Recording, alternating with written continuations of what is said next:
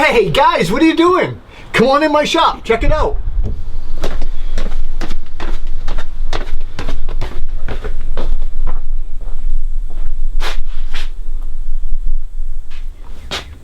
So guys, welcome to my shop. You guys have asked for a shop tour, so I'm going to give you a shop tour. You just came down through the bulkhead stairs. That's the only way, direct way into the shop. I can go through my house, my old 1863 basement with ceilings like this, but this is the main entrance. So anything that I build in my shop has to get through a 36-inch door by 6'6". So either it's got to fit through the door and go up those stairs at an angle, or it's going to be built modular. So that's always been a challenge for me down the shop. And I'll talk about how I do certain things in the shop and why I do things. The shop itself is about 14 by 28 feet long. In 1995, I put an addition on my house, full-size basement. That's why I have this section. And in 2004, I put another smaller addition way in the back, and I'll show you that and what I put. It was going to be just a rat slab, little crawl space, and I thought, ooh, this could be an extension of my shop. So let's talk a little bit about the layout of the shop. So the actual shop itself, when I started to lay it out, I wanted basically 20 amp circuits on all four walls. So each wall is a 20 amp circuit, unless there is a dedicated, 240 volt, 220 volt, something like that tool that I needed to wire. It's 20 amps, so it's a bank of outlets, 20 amps. So I've got 4 or 5 20 amp circuits. I have a lighting circuit. We did LED lights in the ceiling, so all the lights are LED. As far as insulation goes, I insulated the rim joist. I got the ceiling insulated, which I did years ago. I wish I had enclosed the ceiling and had a real ceiling on this. Insulated door, and then we've added this this heater to the shop, which has been a godsend. But it's funny. Adding this insulated door and doing the rim joist insulation raised the temperature of the shop 10 degrees. So, to get it around 50 or 45 in the winter, and then the heater brings it right up to 60, 65, whatever we need it. So a couple other things that I did to the general shape of the shop. I ran studs on one wall and I put plywood on the wall so I could mount cabinetry to. I did the same thing on this wall behind me. This wall was just a concrete one-sided pour. And what I did is I put strapping or furring strips and mounted plywood so I could get tools and battery chargers and cabinetry on it. The other thing we did, that I did, is I want to control moisture. And you may have noticed when you came down the bulkhead stairs, at the top of the stairs there was a drain. So when I first got this, put this addition in, before it was a shop, I used to get water in here in February, March and February, when the ground is frozen and water would come down a ridge behind our house. It would come down in sheets. So what I had to do is I had to build a swale around the house, and then for further protection, I dug a 6-foot deep dry well. I put a tank in, and I put that stairwell grate, and I ran it right to the dry well. So no matter what, I always just keep the snow and ice off that, so no matter what, water will go down and drain it. It's below the frost grade. So I do that to keep this basement dry. The other thing that I've done is I've sealed the rim joists. I've got a good solid door to seal out the humidity in the summer, and I run a dehumidifier 24/7 down here to, not so much in the winter, but on all the other months, to make sure that the tools are not getting rusty. Also, to make things convenient for myself, I hard piped with copper pipe and some flex hose compressed air from my pneumatic nailers. And I hard piped it over in the corner here. It used to actually, you can see where the orange hose goes down to the compressor. It used to actually go outside and under the yard to my shed, so I didn't have to listen to a compressor.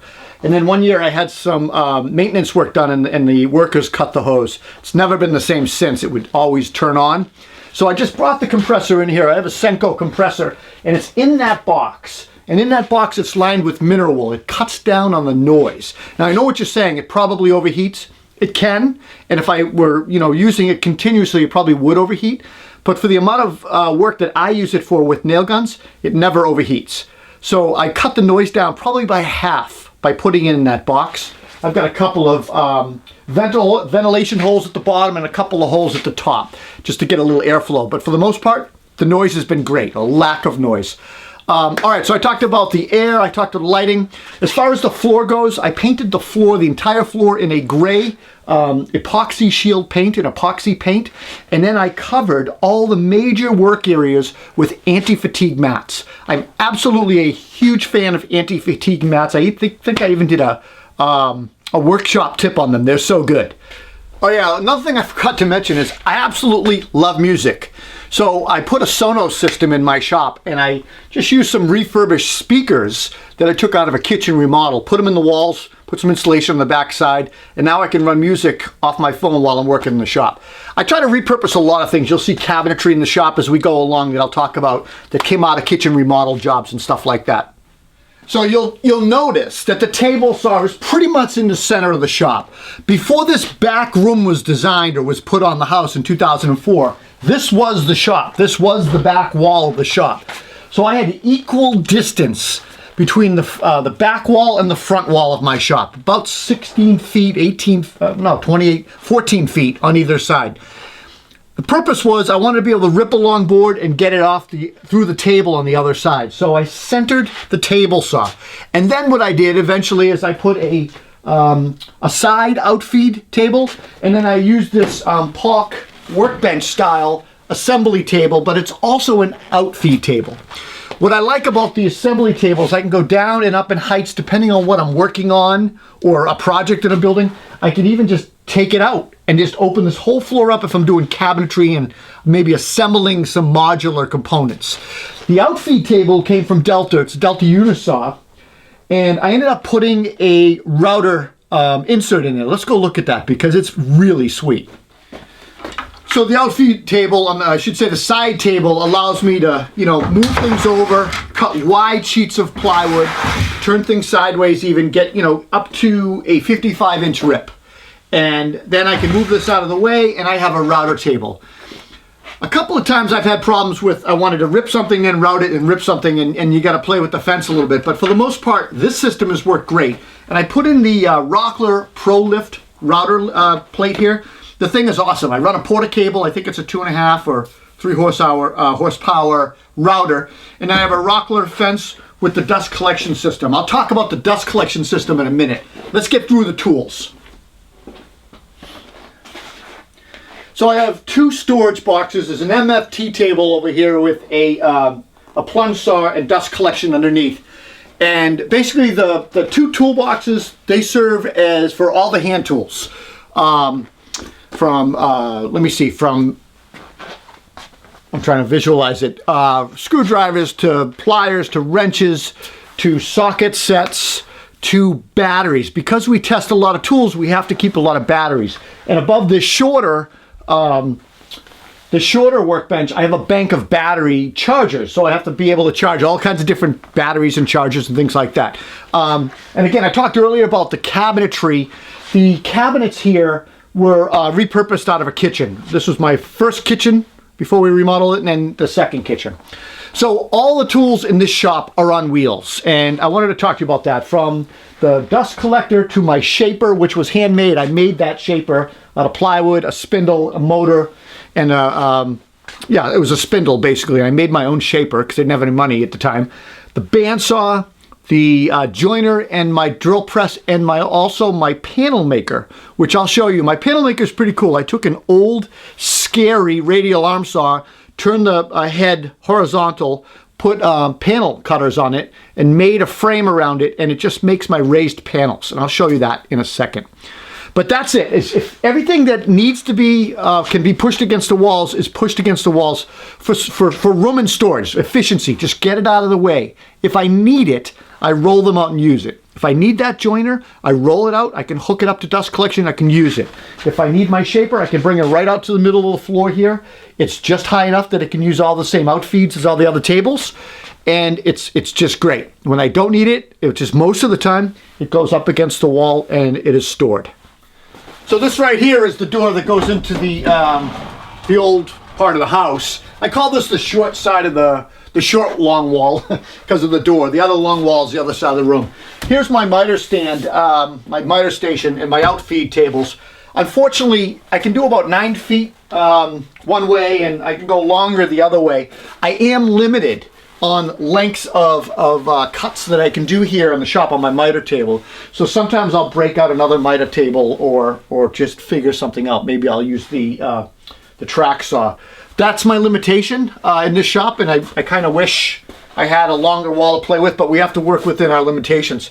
One thing you'll notice is I've got this dust hose going behind the wall and coming back out, and it goes to this DeWalt vacuum, and it's tool actuated, it plugs in. So when I turn the saw on, the vacuum turns on.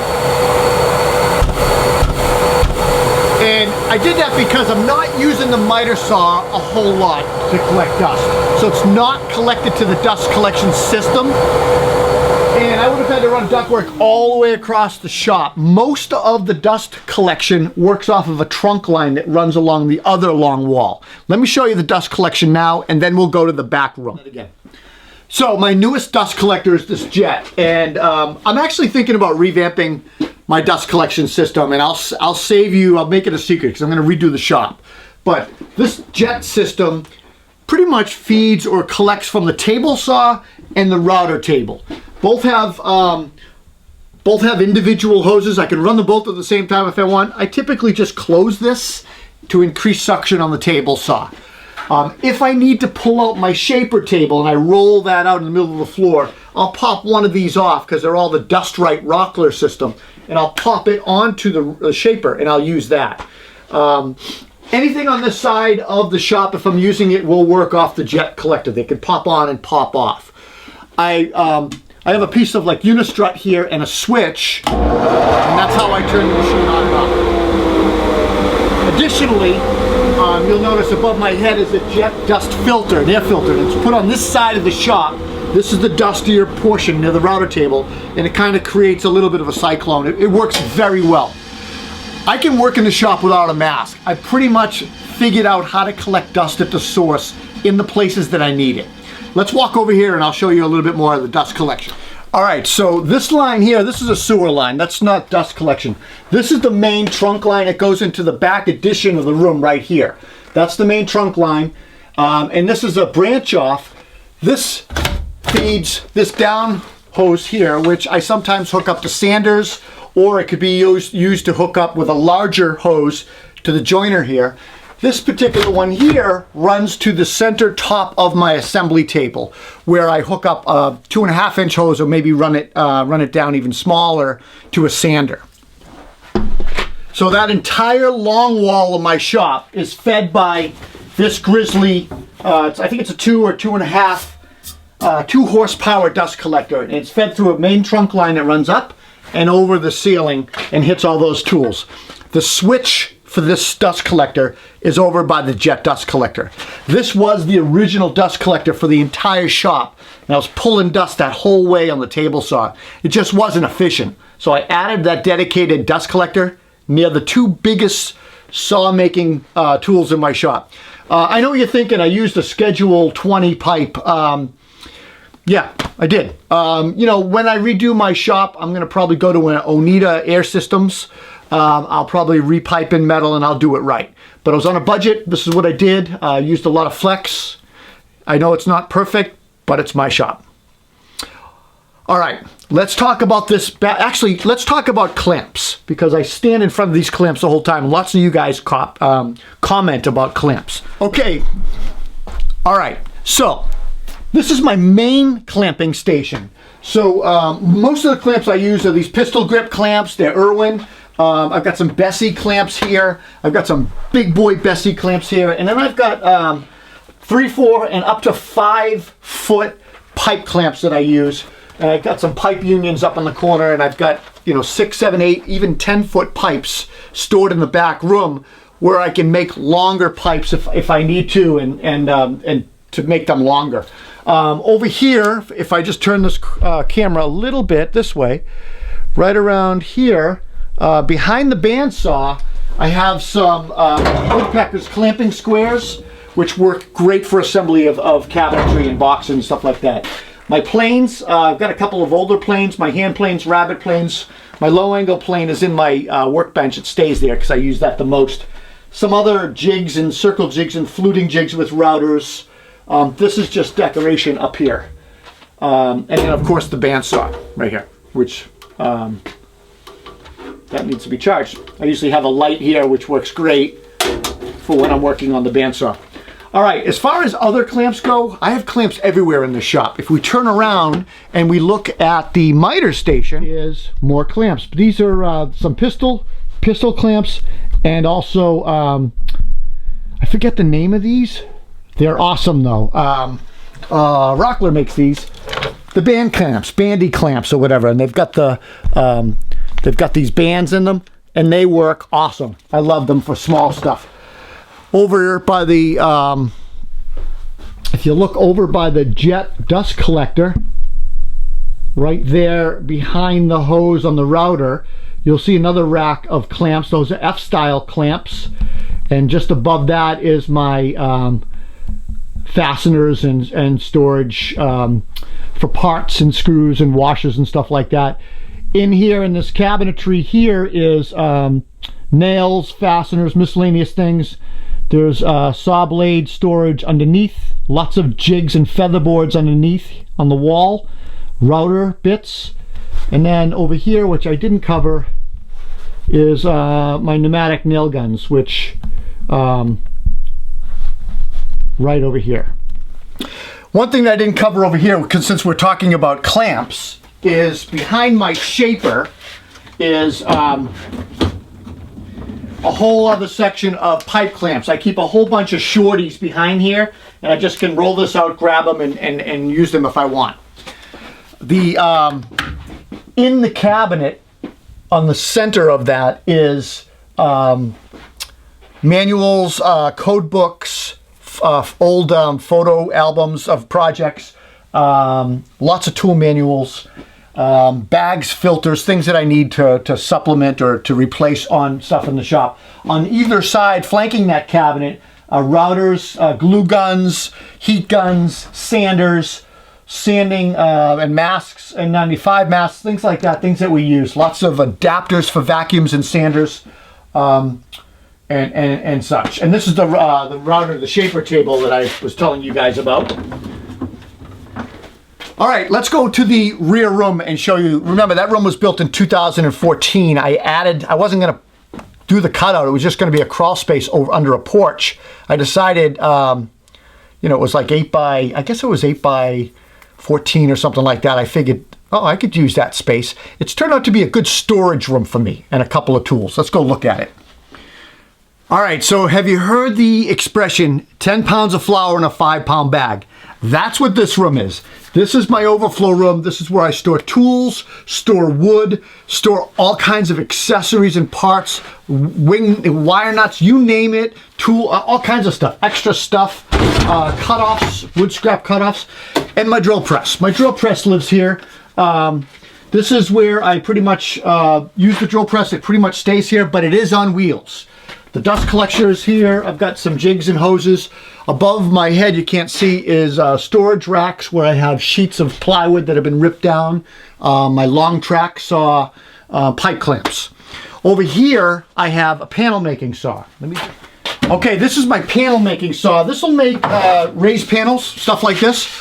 And it's great. It's basically, it's a radial arm saw that I oriented sideways. I hand ground the blades to the shape that I wanted, and then the panels just slide right under here and through here. There is dust collection built on the back side here.